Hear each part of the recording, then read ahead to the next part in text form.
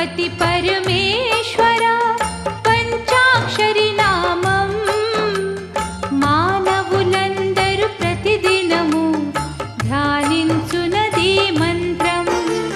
Shiv ध्यानमु